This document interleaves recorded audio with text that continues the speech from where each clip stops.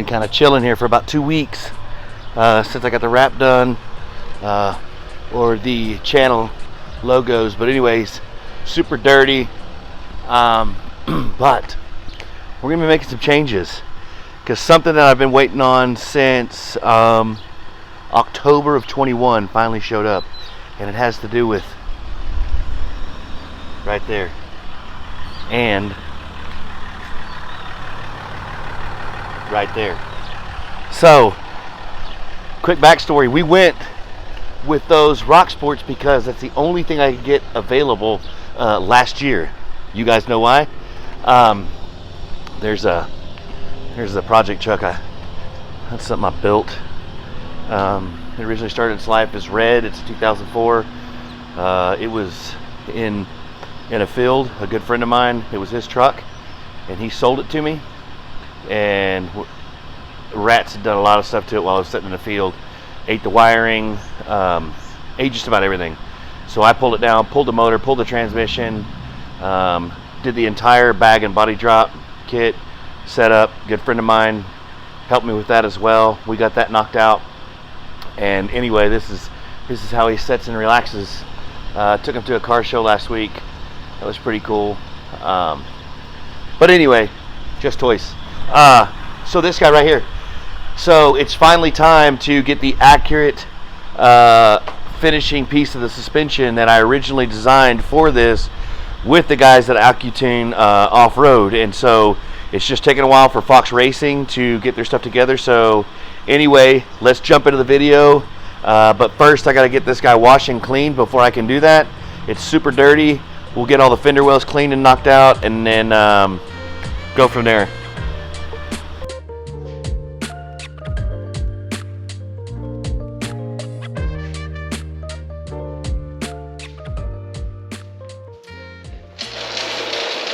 Hey. What's up, everyone? Hope you've been well. You can see we're not out somewhere. We're actually here in the shop. And he's clean, which is kind of crazy, but he is. There's a huge backstory to that, and there's some stuff coming on and going on with the channel that are going to be transpiring probably over the next month or month and a half, and I'll do a video specifically on that. But there's 2 things left to this guy to do, and it's something that I planned for last year. They just never came to fruition because of build time. So one of them is we're installing something today.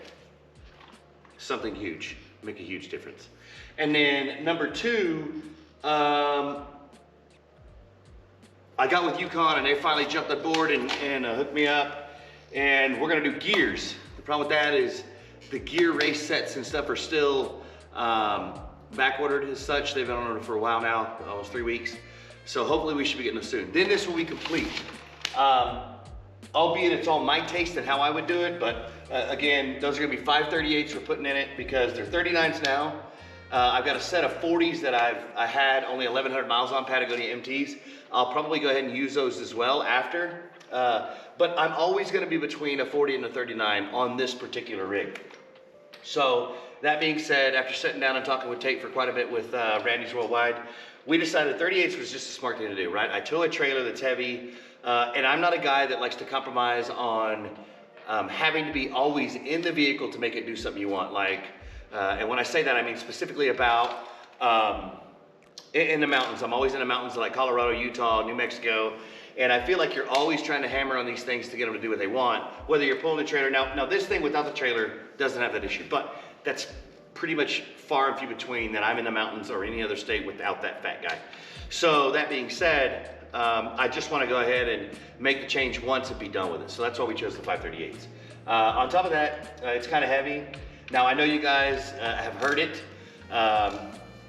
and we did go through the big D, the Turbo D words, and it's made, you can't even imagine the difference between it is now and what it was before the big D. But all those things considered, it still needs to be geared properly, guys. Just because you're throwing, like, I hear this all the time, people go, oh, well, I'm gonna put a Pro Charger on, I'm gonna supercharge this, I'm gonna That doesn't compensate for gear ratio. Gear ratio is a mechanical advantage on something to do while it's working. Adding power to it doesn't change that. So be mindful. Like, you can throw power and it'll cover that issue for a bit, but you still got the issue. You're just masking it. So always gear it. More weight equals gear. Excuse me guys, I don't give a shit what anybody tells you. The more weight you put on your rig, the bigger rims, the bigger tires, all the skids, all the protection, all requires new gears, period. Even if it's one step, if you went from 410s to 456s, that's what it takes. That's now putting it back into the engineered specifics that the person that's probably far smarter than all of us watching said, hey, these are the tolerances and this is what we need to do to achieve this specific outcome. And so that's why they go with the specific gear set. Now that you've changed that, you've changed the variables, and I guarantee you, if you spoke to that same engineer, he'd go, hell no, that won't work. You need to change it. So just be smart. Do not tear your stuff up and change it. A quick rant. I've said this before. Now that I know all that I know now, which is not a lot, but it's some. If you know that you're ordering gears and armor and lifts and all this stuff, do yourself a favor. Before you even do that, before you put a damn thing on your vehicle, go get it and have it re-geared. Just do it. It's a math equation. It's not like you have to have it on there for them to understand. You can go to them, all these professionals, Yukon, Nitro, Revolution, you can speak to them directly and say, hey, this is what I've ordered, this is what I'm gonna do with it. And they will say, okay, considering that weight difference, this is what you're gonna have to do. And they can pull out a chart, do the math of your old tires and your new tires and expected weight, and those guys can put you a gear set in before you add a damn thing to your vehicle. And you know what? You will never have the sad face when you get on the highway, you can't reach a specific gear, your fuel mileage sucks ass, and you can't even keep up with your friends because they're in stock vehicles. So do yourself a favor. If you're gonna do that and you're gonna go that route and you specifically know you have it laid out to do, start by going and having your gears done. Because that's a big expense and it's a time that it takes to get it done. There's a break-in period. You can't really go anywhere because you've got to drive at a specific mile an hour. You've got to do all these random things before you can have the gear oil changed and then go again. And then it also changes. There's additional stuff that goes with it if you tow a trailer. Well, they're going to say, okay, well then also you're going to do the regular break-in. And then when you go past the break-in, then you're going to have a 500-mile tow break-in where you tow the trailer in town, the same kind of thing, drive 30 minutes, stop, all within a 500-mile radius, and you're gonna do that with the standard break-in, and then you're gonna do it again when you're towing. So that's 1,000 miles, guys. That's a lot to consider. So now that I'm off my soapbox, just have that done. What we're doing today.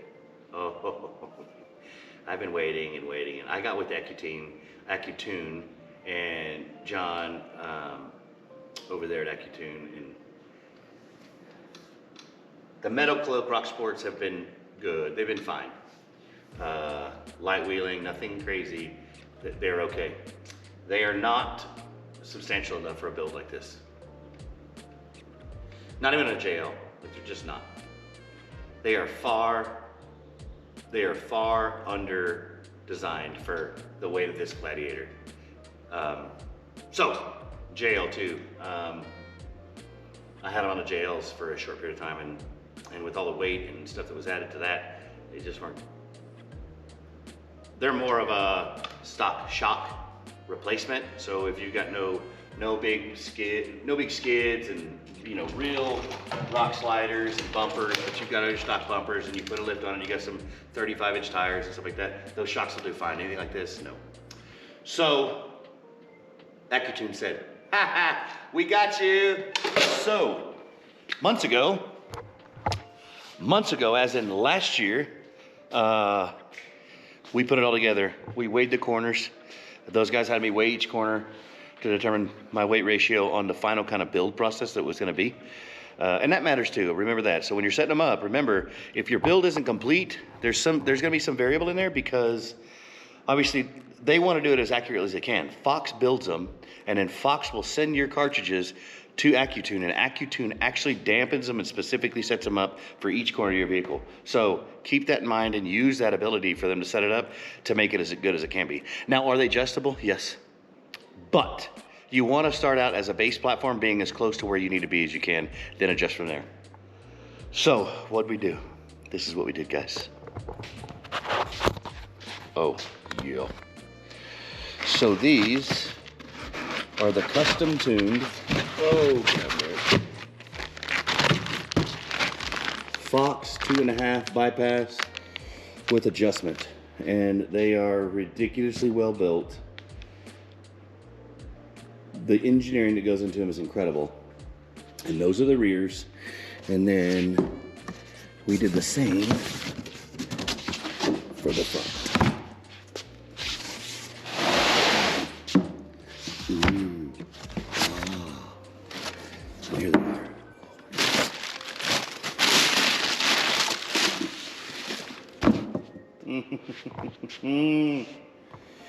So let me get them out. I'll show you what they look like on the ground. This is not going to be an exact how-to. I'm sure that you guys can figure out how to throw shocks on a vehicle. It's all going to be different. In the back, it won't be too hard. Obviously, there's that bolt right up top, and then there's a bolt on the bottom. Jack it up, support the axle, take that shock out, put the new one in, rebolt it, tighten it, torque it, and you're done. The front, a little different because the cartridge is going to have to go, a remote cartridge is going to have to be placed somewhere else. And obviously, theirs is built off the shark's tooth that used to be right there, which people usually leave. I don't, because when you leave those shark's tooth, you cannot snug your bumper in like I did. You can see that I've got it pushed in almost 2.5 inches deeper into the frame than everybody else's bumper, and that's why I like mine, because my winch is actually almost underneath the grill. But it's as short as you can, or it's as deep as you can get it without affecting anything. And so, that being said, I'm gonna have to devise a different way to hang that reservoir. So obviously these will have to come out. So I'll pull those out, I'll put them in place, and then we'll go from there.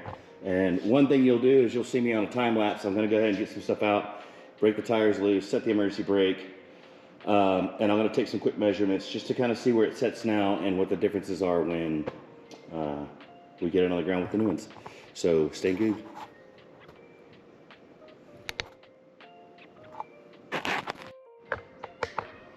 Here they are, guys. I mean, that's pretty ridiculous. So you can right off the bat see the difference in shock diameter, overall body, bypass size. I mean, it's just gonna be such a huge difference. And again, so they've got adjustments up at the top. In the middle, that's gonna be what we use to hang the reservoirs up in the front. And the fronts are kind of the same way. You see incredibly thick 2.5 inch shaft, remote reservoirs, and you can see, if you zoom in right here, you can see high speed and low speed adjustment. So basically what we'll do is we'll set them in the middle right off the beginning. They're going to be set at 0 from the get-go, and so what we'll do is we'll take all of it, high speed and low speed, to half in the adjustment counter, and then get them set up.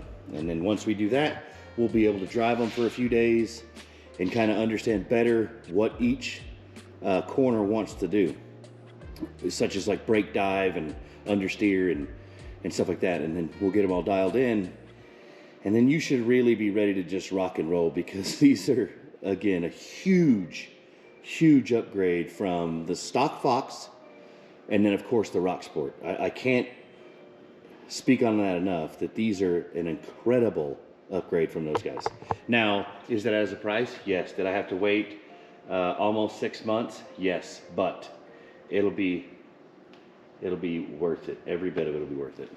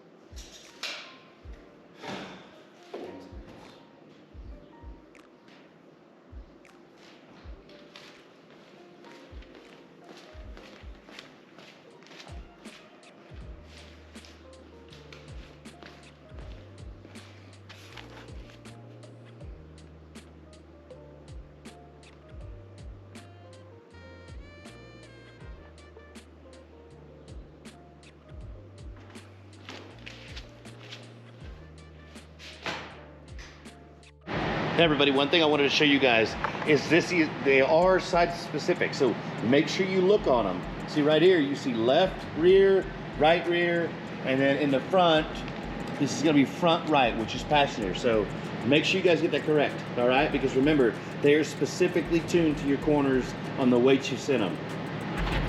Let's roll.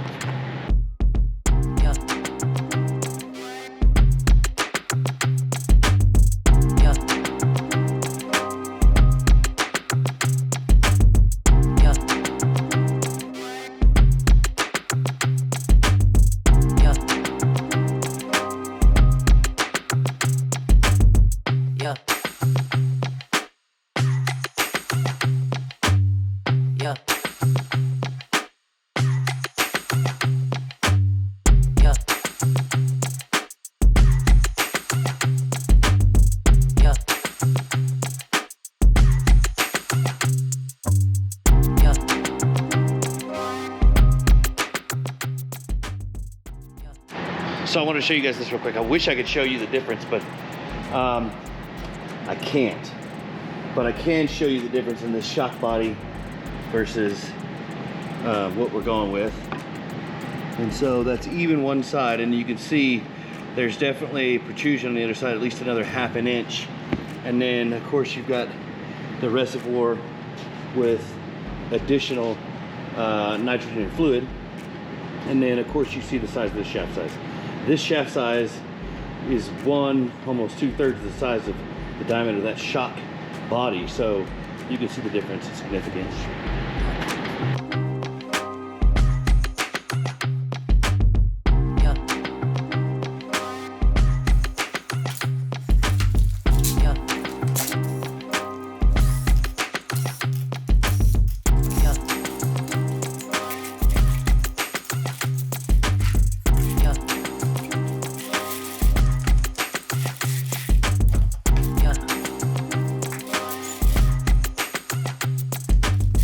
Yeah.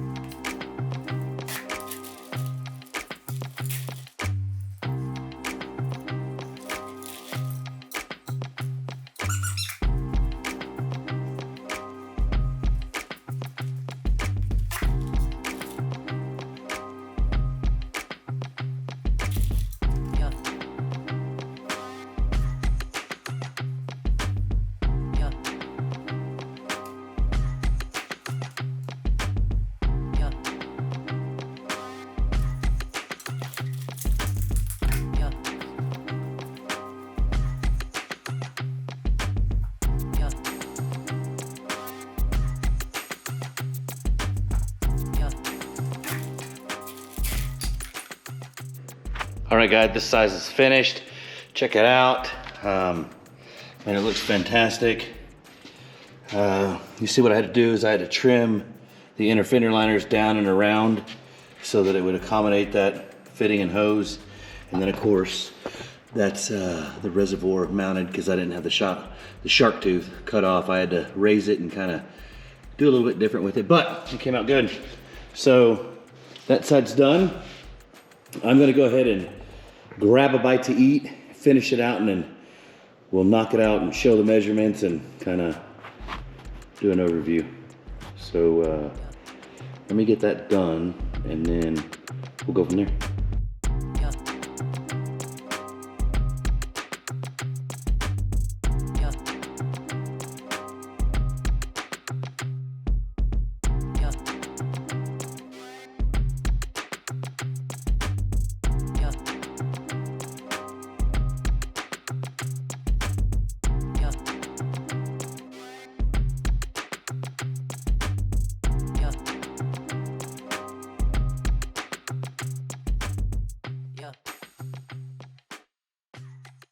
So just note that you'll need some kind of saw to cut through your inner fender liners if you have inner fender liners. I used an air saw.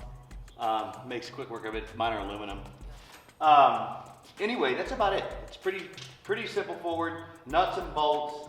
The back took about 30 minutes for the set, just before jack, and then the front took about an hour and 45 minutes total, both sides. To set them, make my settings, and then mock everything up, put it, cut it, and install it. So just note, you know, it's probably gonna take you about 3 hours total. But let's see.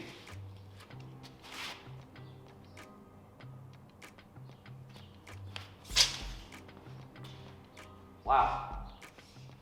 So just so you know, that's an inch of ride height gained right there, difference. That's an inch of ride height gained. Now remember, when I had these built and tuned, that's why they're so much different than like Falcon and Icon and those types of things. Fox sends your shocks when they're built to AccuTune. AccuTune asks you what each corner weighs.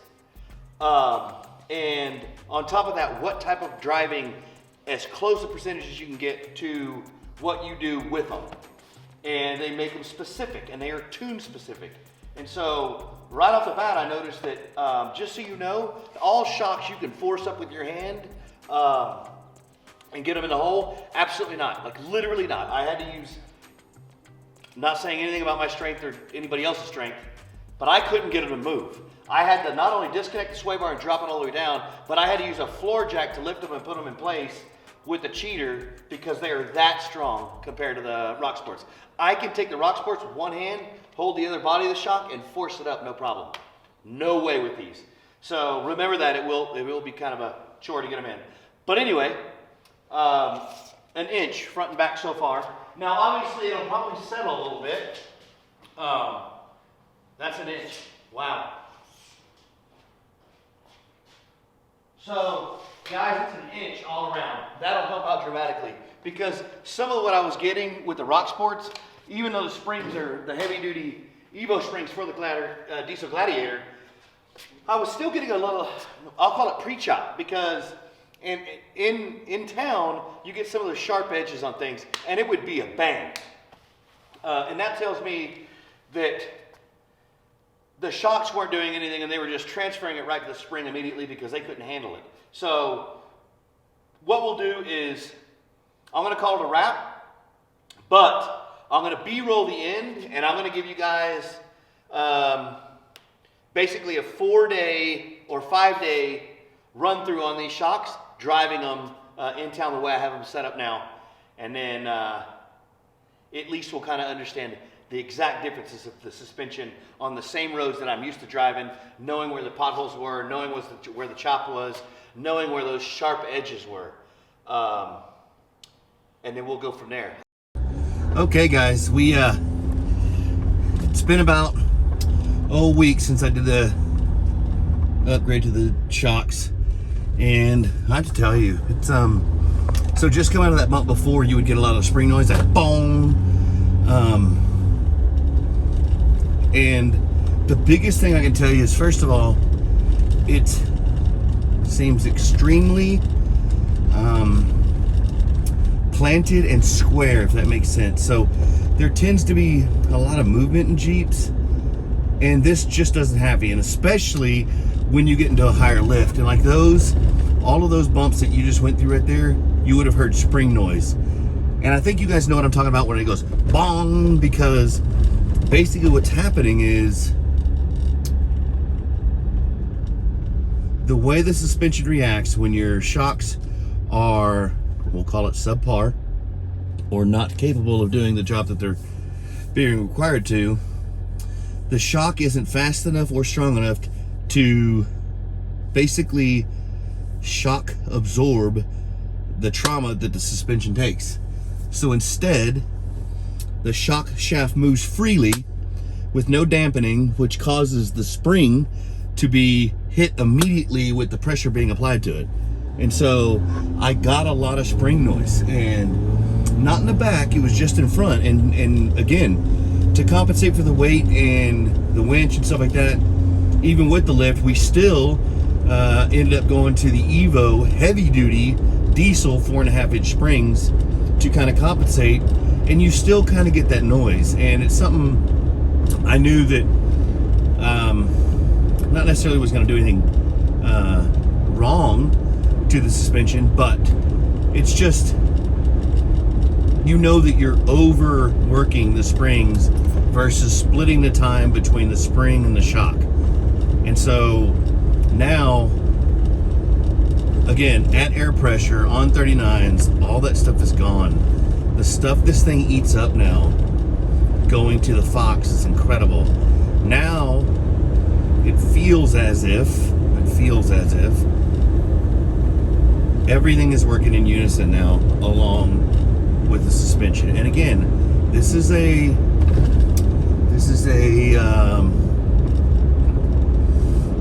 we'll call it a Dalmatian of suspension parts, because there were things that I wanted differently out of all of them.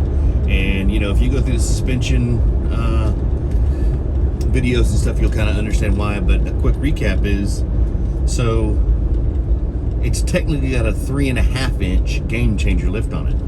Well, the Metal Cloak lift is the only lift right off the bat that says that if you expect to get full articulation out of your 3.5-inch lift, you are required 100% to have a front drive shaft. Well, none of the rest of them say that. They all say that, hey, you're good to go, 3.5-inch lift, blah, blah, blah, blah.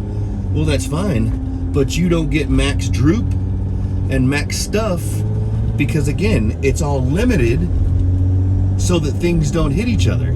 Well, the Game Changer lift doesn't. When it says you get 3.5 inches of lift and 3.5 inches of stretch, you do. So that being said, that's why I went with that. And sure enough, when I put that thing on, when we kept jacking it up and expecting it to touch, it just didn't. And then obviously we got the drive shaft and we put that in place, because at full extension with the factory drive shaft, it would hit 2.5 inches before it was even stretched out. So that's why I did that. The springs were specifically done because we knew that we had to compensate for weight, and Metal Cloak at the time didn't have anything to use. And so going to them, the speed limit is 35 miles per hour. Okay, thank you. Going to them, we knew that we would kind of be able to supplement some of the ride, and it worked. It really worked. Other than a lot of the sharp banging you get in the city because you're aired up. It wasn't as noticeable on the trail because I generally take this thing down to about 11, 12, something like that, if it's not horrible. If it's real bad, I'll go to 8 or something. But as far as that goes, that would mask a lot of the sharp hit issues, because again, your tires are like little bitty balloons. So that gets us to this part. We knew that just listening to the ride and feeling the ride on the street at air pressure, something was overcompensating, and that ended up being the springs. So we reached out to Accutane. Accutune, and we talked to them and a Fox representative, and we just kind of explained what was going on and what I did with the vehicle towing and still doing dramatic trails with towing. And so a couple of the brands, which I won't mention, said that, well, they just don't feel like they could valve or prepare anything for me that would be suitable for all that different type of work.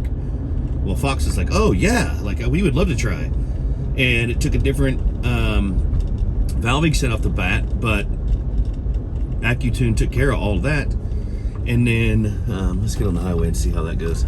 And then from that, you know, they had, like I told you guys, they had me measure each corner, and we weighed each corner, and I sent them that weight, and, you know, after extensive, you know, setup and detail, we got these shocks shipped here. And I know it took over 6 months, but it ended up paying off. That was a corner I just took at 35 miles an hour, and like literally no body roll. The speed limit is 35 miles per hour. Thank you, Stinger. No body roll at all. And then once you do line back up, you guys are seeing through the camera, and I purposely put it on the dash so you guys can kind of understand what it was done. Right now, my tires are at 37 PSI, and you see how smooth the footage is. So that should be a testament in the difference in how well these actually work as shocks and kind of mediating the stuff that you're going through. 60 miles per hour. I know. Jeez Lord. It's the only thing I hate about the Stinger stereo is it feels like it needs to tell you everything every few minutes. But that being said, you know, there's very, very little oscillation in the video, and that should be a dead giveaway right there. So, and again, I'm not using my GoPro, and I didn't use my GoPros for the specific reason is they have really good image stabilization. I didn't want that. I'm just using my iPhone. This is shot right on 4K iPhone, and I'm impressed with it. It feels really good. Obviously, we saw an inch gain in height all the way around. Now driving it for a full week, I still have the same 1 inch height. It has not settled whatsoever. So I think that's a difference in its ability to be able to cope with the height. So what I'll say to you guys is, after going to the Gauntlet, speed limit is 35 miles per hour. Going to Gauntlet prior to this Jeep with the original Jeep, and then now this, we've tested a few brands of shocks now, and I will tell you this, going to Accutune and getting specific setup shocks to your vehicle is far worth the money. All that money I wasted on changing spring sets and heights and progressive springs on the Jeep JL and shifting weight and load spacers to fix height, and all of that was a waste of money when I could have just contacted these guys and it would have made all the difference in the world. See, here's a pretty big G out. Look at that. I mean, that was nothing. Just nothing. And again, if I would have hit that prior, you would have heard so much spring noise, you would have heard it in the cab of this truck. And that just goes to the compression of the springs due to the weight. But again, that's why I went this route with the Fox, and they're absolutely amazing. So, unfortunately, because once you do it, you'll see the difference. And I'm trying to pick roads that in the city specifically have a bunch of sharp stuff. And these roads have natural, we'll call it recesses built in them for water flow. So they're sharp and they're usually super harsh, and you guys can tell. And again, I'm at street pressure. This stuff is, you know, it just glides right through it. So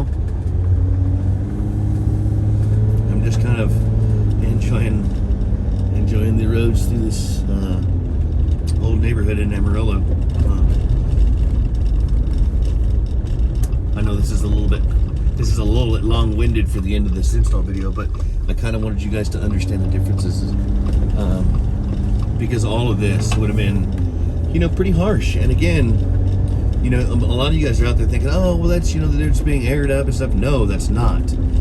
That's the difference between having a suspension that's not set up for your vehicle and it is inferior to what you're paying for. Did I pay for this? Yes. But is it worth it? It's beyond worth it. The difference is night and day. And if you're going to have a rig that you want to drive daily, why wouldn't you want this? I see a lot of snorkels and a lot of lights, and I see a lot of stage 1 suspension, box kit suspension, especially in the shock and strut game. Like, you know, you won't spend $2,000 on a shock, but you've got a stupid Pro 6 light bar. Like, it doesn't make sense to me. You guys, 90% of you guys daily drive these things. Put the money where it's important. And I'll tell you this, having a better suspension that better modulates what you're driving through is less wear and tear on every other component on your vehicle. Your light bar doesn't do shit for you. I know it looks cool, but wow, that's terrible. I'd rather be able to drive fast on any, like these are speed bumps that are over a foot tall. I just went right through. You guys didn't even notice. I mean, and I feel like I should stop and get out and like video it for you. But like, here's another one. Watch. I mean, it's just a joke. I couldn't imagine what that would do if I was aired down. You guys probably on camera wouldn't even know it was there. So anyway, in closing, thanks for watching. Here's another one. Watch this. This is even bigger.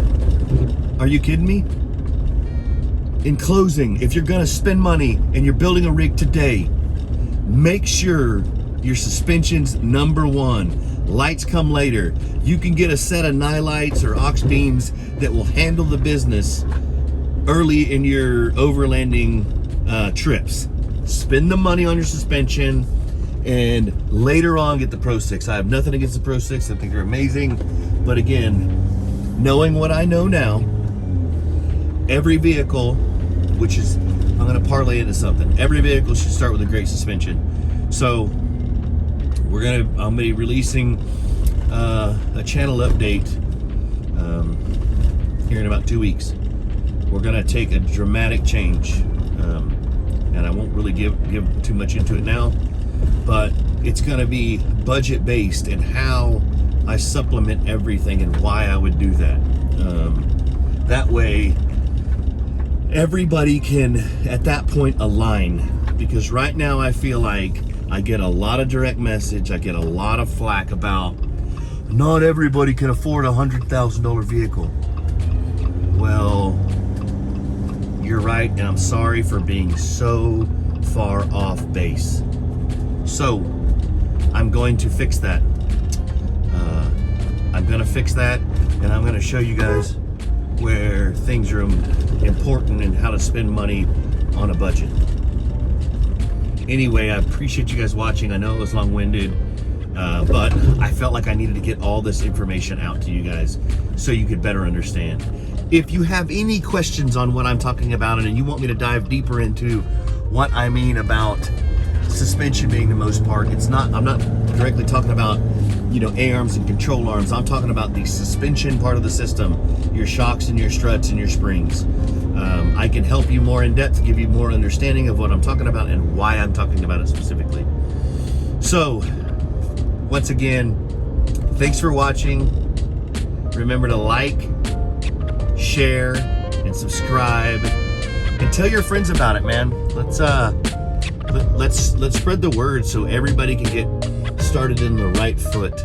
It'll make all the difference in the world and all the money that we've spent in these rigs. Anyway, thanks for hanging out.